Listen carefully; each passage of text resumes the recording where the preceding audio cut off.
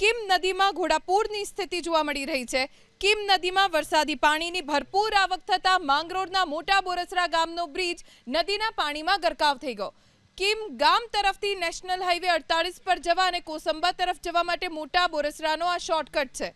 Barrel bridge પર Kim નદીના પાણી ફરી વળતા વાહન ચાલકો 10 કિલોમીટર ફરીને જવા માટે મજબૂર બન્યા।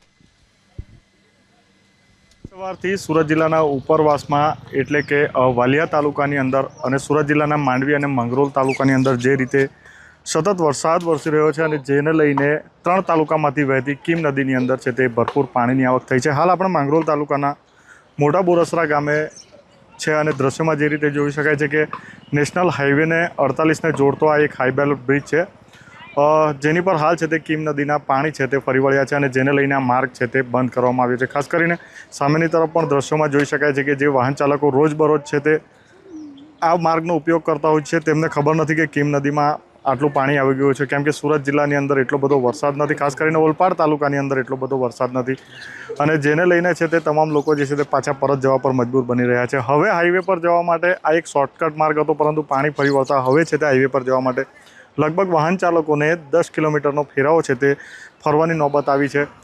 કિમ નદીની અંદર જે રીતે પાણીનું જળસ્તર હજુ પણ વધી રહ્યું છે, ખાસ કરીને ઉપરવાસની અંદર સતત છે તે વરસાદ વરસી રહ્યો છે અને જેને લઈને કિમ નદીની અંદર સતત છે તે જળસ્તર વધી રહ્યું છે અને હજુ પણ પાણી વધવાની હાલ છે તે શક્યતા છે તે દેખાઈ રહી છે। જે રીતે દ્રશ્યોમાં જોઈ શકાય છે કે વાહનો છે રોડ પરથી હાલ છે તે પસાર થઈ રહ્યા છે, મોટા વાહનો છે તે જીવના જોખમે આ રોડ પરથી હાલ પસાર થતા હોય તેવા દ્રશ્યો હાલ દેખાઈ રહ્યા છે। સતત ઉપરથી પાણી પસાર થઈ રહ્યું છે છતાં પણ જે વાહનો છે તે જીવના જોખમે લગભગ ઘૂંટણસમા પાણીમાંથી નદીના બ્રિજ પરથી છે તે પસાર થઈ રહ્યા છે તેવા દ્રશ્યો છે તે દેખાઈ રહ્યા છે। ખાસ કરીને સુરત જિલ્લામાં પણ હવે વાદળછાયું વાતાવરણ છે અને વરસાદની છે તે શરૂઆત થઈ ચૂકી છે અને ઉપરવાસમાં પણ સતત વરસાદ વરસી રહ્યો છે અને જેને લઈને જળસ્તર નદીનું હજુ પણ વધવાની શક્યતા દેખાઈ રહી છે।